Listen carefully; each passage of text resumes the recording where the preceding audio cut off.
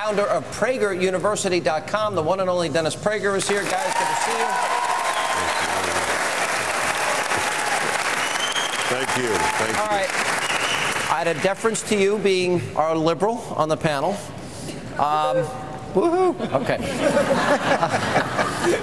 Tell me why, is there anything in the process of bribery, backroom deals, corruption, is there anything that you can see with the Democratic Party that makes what they're doing immoral and unconscionable from your moral standpoint? You mean regarding the health care reform bill? Yes. Well, Sean, you and I both know that they followed parliamentary procedure. They followed all the same procedures that the Republicans use when they're trying to pass major policy. That's not true. It's not true, Sean. That is, we have never gone down, never. I love you too. No, we've got to be honest about this. This is an important debate. Sure. Never before did we have Congress want to circumvent the Constitution and say, yeah, we voted yay when we never voted on the bill. We deem it passed, but we never passed the bill. Never before did we say we're going to mandate these things on the American people. Never before were the Republicans kicked to the back room. It's the same philosophy. We mandate car insurance. Why? Because when somebody has an accident, we all pay that cost. It's the same thing with health care. Dennis, go ahead. Well, first of all, the national government has never told people they had to do something like that. This is a first. Those are state governments doing that. Second, there's a larger issue that I think that Sean was hinting at, and that is the reconciliation process has never been used for something that changes the country. It is used only, and that's why Senator Byrd, who came up with the entire idea, to his great credit, said this is unprecedented. It's not moral. The purpose of reconciliation is there's a few dollars here, a few dollars there. We'll change it so we don't have to do a whole new vote. To change the American economy, to begin the process of taking over a sixth of the economy, to render the country 90% of our GDP towards debt in 2020, this you don't do through reconciliation. This you do through the procedure of vote, and if the other side is unanimous, you don't pass it, because every great change in American history has been changed by both parties. Henry Waxman, your favorite California congressman, is now going to bring in these CEOs of Caterpillar, John Deere, AT&T, Verizon, because they've come out publicly and said it's going to cost them hundreds of millions of dollars, this health care bill. Do you think that the government has a right to intimidate, harass, demand the private emails of companies like this because they publicly opposed this monstrosity? No, Sean, I don't. However, I also don't think that companies should be allowed to fleece the American public, and that is his goal in bringing folks. What do you mean? Well, how are these companies fleecing the American public? They provide goods and services we want and need. And absolutely, Sean, but they're playing politics here, and it's the same issue with the insurance companies. All right, well, we see this incredible increase. All right, we got to take a break. All right, now you were just saying about corporations fleecing the American people. Dennis, I don't understand the assault against corporations. I do. Yeah. And I know you do. I know you do, but I'd like to offer you a longer range perspective. Okay. I studied the left since I was at Columbia, doing graduate work exactly in that area at the Russian Institute studying Marxism. I never thought it would be applicable after the fall of the Iron Curtain. Certainly, I didn't think it would be applicable in my own country. Marxism did not die, and I'm not accusing anybody of being a Marxist or a communist or nonsense like that. But the ideas of Marx live on more powerfully today than perhaps ever. And part of it is the idea that the source of evil is the corporation.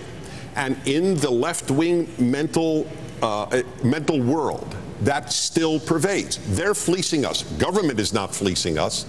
But the fact is, I have a motto, and this summarizes the great divide. The bigger the government, the smaller the citizen. And this is what is happening. No, I think that's well said. All right, so that raises a question for you, Caroline. Social Security, we found out, is going to be in the red this year. Medicare is bankrupt. We got trillion-dollar deficits as far as the eye can see, $14–15 trillion in Obama debt. Thank you very much. Medicare is bankrupt, and yet you want health care. Here's the question. Yeah. Why do you have confidence You say corporations fleece the American people, but you have confidence in government, which has a track record of nothing but failure. Why? Well, I'll respectfully disagree with Dennis. I don't think corporations... I don't care about disagree. I want you to answer my question. Sean. It ties in, yes, Sean. help. Trust me. Corporations are not evil. They're amoral, and we need to take that into consideration. You said corporations are amoral. Of course they are. They have a profit motive. Did we not take business 101? And government is just all giving and all powerful. No, not at all, Sean. But government is a necessary evil, if you will. And if you want to look at health care, the CBO says that it's going to read the rest of Thomas Paine. He said, in its worst state, an intolerable one.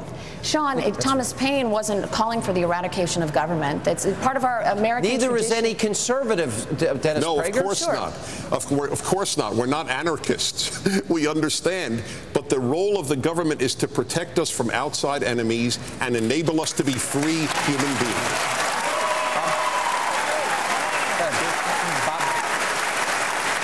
Many people I've represented over the years that have big businesses, they're really concerned right now, Sean. They're concerned about the direction of fact of the invasion, on how they're supposed to run their business, on the mandates that are there. They really, and you have big companies now that are planning, as Dennis I think was talking about, 2, 3, 4 years ahead of time, that if this is not corrected in some fashion, no, we're in trouble. We're in serious trouble. Serious trouble. All right, so that raises a question for you, Caroline. Social Security, we found out, is going to be in the red this year. Medicare is bankrupt. We got trillion-dollar deficits as far as the eye can see, $14, $15 trillion in Obama debt. Thank you very much. Medicare is bankrupt, and yet you want health care. Here's the question. Yeah. Why do you have confidence? You say corporations fleece the American people, but you have confidence in government, which has a track record of nothing but failure. Why? Well, I'll respectfully disagree with Dennis. I don't think corporations... I don't care about disagree. I want you to answer my question. It ties in, Sean. Help. Trust me. Corporations are not evil. They're amoral, and we need to take that into consideration. Corporations are amoral. Of course they are. They have a profit motive. Did we not take business 101? And government is just all giving and all powerful. No, not at all, Sean. But government is a necessary evil, if you will. And if you want to look at health care, the CBO says that it's going to read the rest of Thomas Paine. He said, in its worst state, an intolerable one. Sean, Thomas Paine wasn't calling for the eradication of government. That's part of our American Neither tradition. is any conservative, Dennis Prager. No, of course not. Of course not. We're not anarchists. We understand. But the role of the government is to protect us from outside enemies and enable us to be free human beings.